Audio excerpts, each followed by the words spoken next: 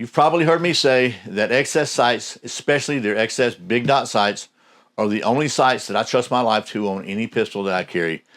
Whenever I say that or make a video about them, I get questions, and one of the biggest questions I get is, well, just how accurate can they be with that big old dot there? And it's a fair question because they're very different from the sights that most of us grew up with. So in today's video, we're going to try to answer that question at the range. That's what's coming up next here on Survival on Purpose.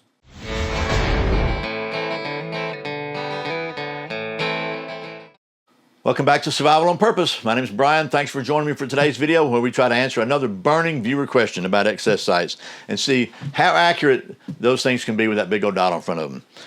But first, as usual, today's words of wisdom from the Bible. Today's wisdom is from the 1 Peter chapter 5, verse 8 in the NLT.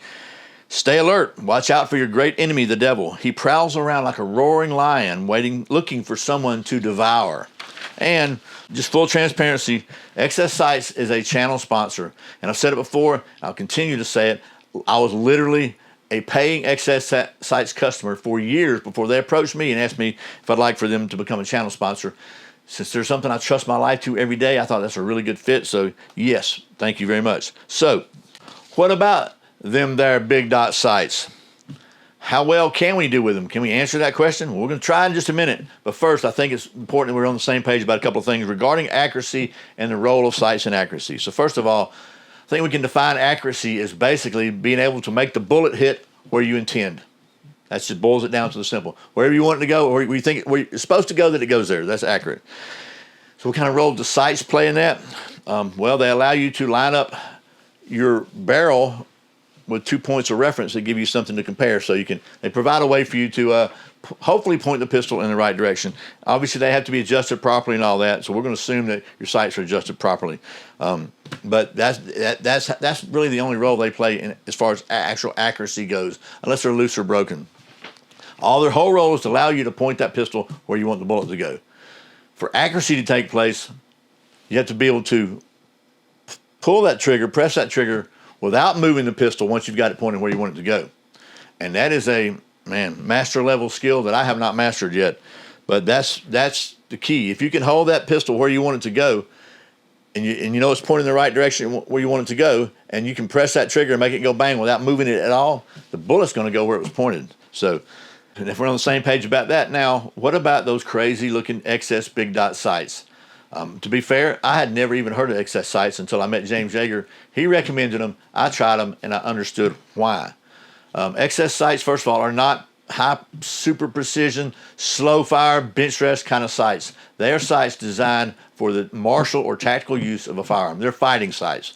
They're designed to help you get on target quickly and make effective hits.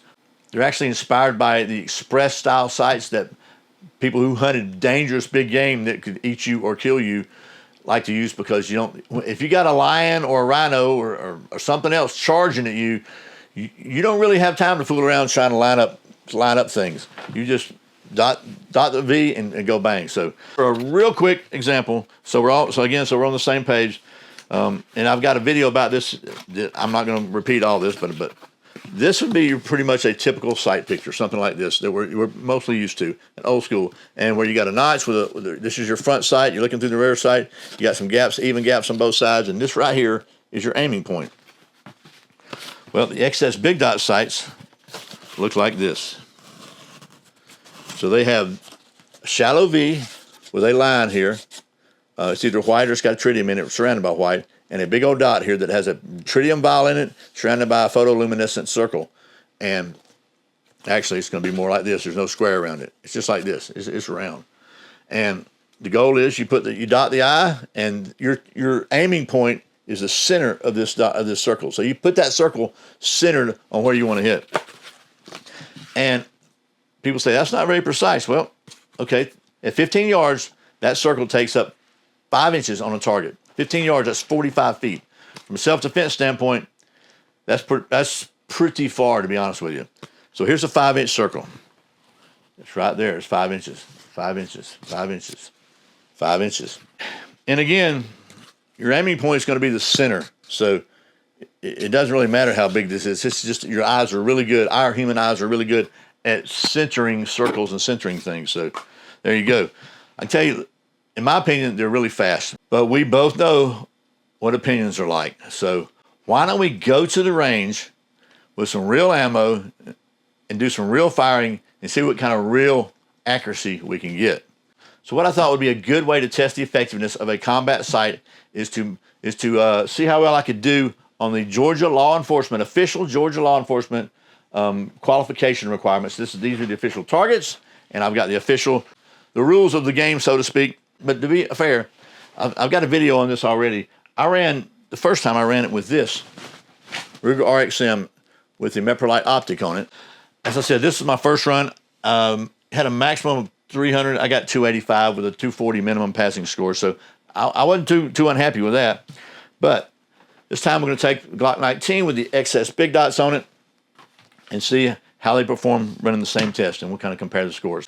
So just real quickly to set it up, you've got 3 magazines, one with 10 rounds, one with 8 rounds, and one with 12 rounds. That's 30 rounds total. And then you have center mass shots from here down, and you got a little dotted line here. I don't know, you probably can't see that on camera, but then this is a headshot, and it'll tell you which one.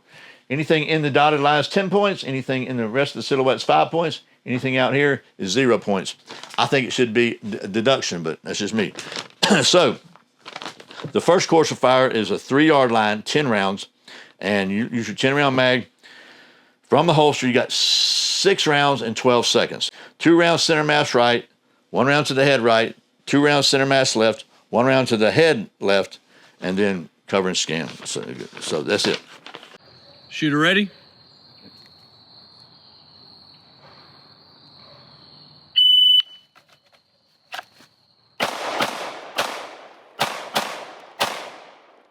Okay, the next little course of fire is from the 3-yard line as well, from the low ready this time, 4 rounds in 8 seconds. And basically 2 rounds center right and 2 rounds center left. Center mass right, center mass left. Then you reload and put your 8-round mag in. 2 center right, 2 center left. Shooter ready? Yep. All right. The next round, we're going to back up to 7 yards, and we're going to fire 14 rounds. So there's going to be a reload in this string. And the first time, you have 2 rounds in 4 seconds. And from the holster, 1 round center mass right target, 1 round center mass left target. Shooter ready? Ready.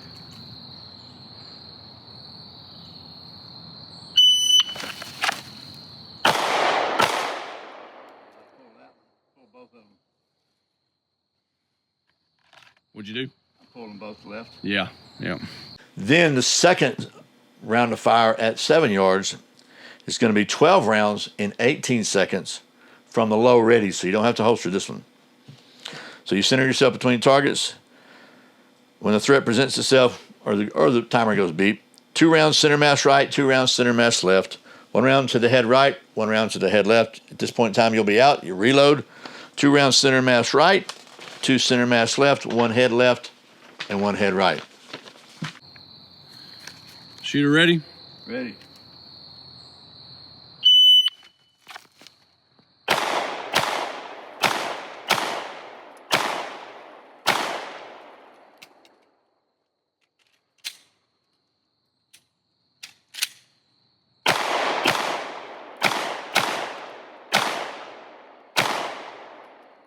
And the last 2 stages are at the 15-yard line. And the first one of those, from the holster, 4 rounds in 8 seconds. 2 rounds center mass left, 2 rounds center mass right. All right. Shooter ready? Ready.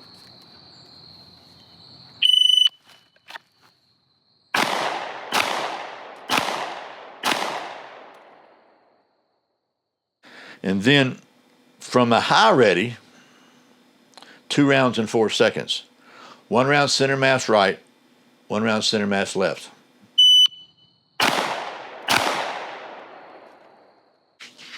Okay, so you're going to help me score these? Let me pull these old ones off. I tried to do a dramatic reveal. I don't know how well that went. Let's see. Pull this one off. I don't think drama's my thing. So anyway, these are the 2 targets. And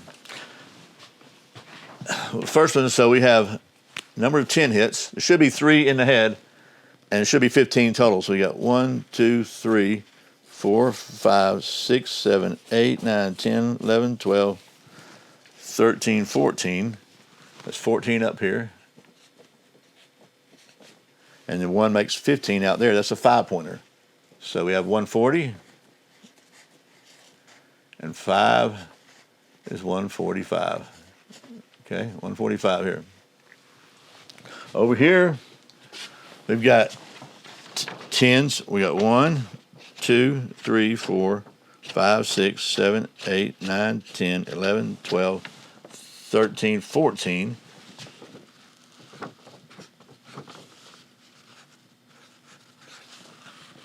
$15. So that's the white, but I'm not really happy with that because that's like that would not have stopped it. I don't think that would have. I consider that a dead grandma. I don't like it. But total we have 145 and 145 is 290. 290. So I actually did 5 points better with the excess sights, big dots, than I did with the red dot. And the red dots, it was working great. Yeah, I'm a little bummed at myself for the potential dead grandma, even though that counts. But still, I'm pretty happy with my performance here. I was able to consistently get on target quickly and make effective hits very quickly, for me anyway. I just wish I could be as consistent with my trigger control, because I was in a hurry, but still I jerked some of them, so I'm not happy with that. But overall, I think it's very effective shooting from a self-defense standpoint. When Chuck Norris goes to a restaurant, the waiter tips him. All righty, well, as far as real-world accuracy, I'm going to make the argument that these excess big dot sights present a very clear, very usable sight picture very quickly, and they're no different than any other sights as far as accuracy. If you hold your pistol steady when you're pointed in the right direction, it's going to be accurate. But they also really help in target focus or threat focus, so that because I know that all the experts say you're supposed to focus on the front sight.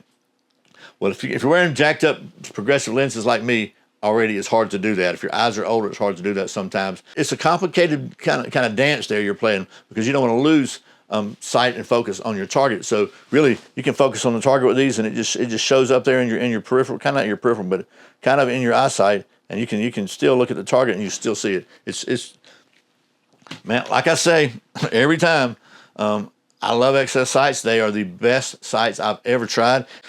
So bottom line, to wrap this up, we started with the question, how accurate are excess sights? I would say they are as accurate as you are in whatever situation you find yourself in. And in a true self-defense lethal force encounter, you're almost always going to be the one reacting. You're not going to be the one starting things. You're always going to be the one reacting. So time is important. And the faster you can get your sights on and make accurate, effective shots, the better chance you've got of surviving a lethal force encounter. So that's why literally there's excess sights. If I'm going to carry it, it's going to have excess sights on it. And they're going to be big dots. I like the big. They make great sights, a lot of different sights, rifle sights, shotgun. They make some. I like some of their other sights, but for me, concealed carry, it's going to have a big dot on it. So anyway, I hope I have sufficiently answered the question about how accurate they are. And again, it's not about how accurate the sights are. It's about how accurate you are and how accurate I am. So I encourage you. I said this on the last video about this. I encourage you to test yourself. We have a tendency to practice things we're good at because we get that little endorphin rush and it feels good. Oh, look what I did. But practice things you're not good at, because that's how you get good at them.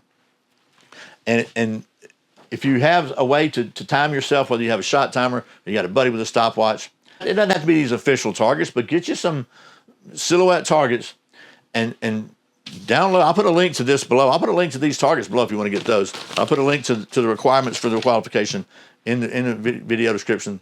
Test yourself. See how well you do. So anyway, I hope this video has been helpful, and I hope I have maybe answered the burning question about the excess sights accuracy. I really appreciate you tuning in and watching Survival on Purpose. Remember, survival is not an accident, so be prepared. I'll see you next time.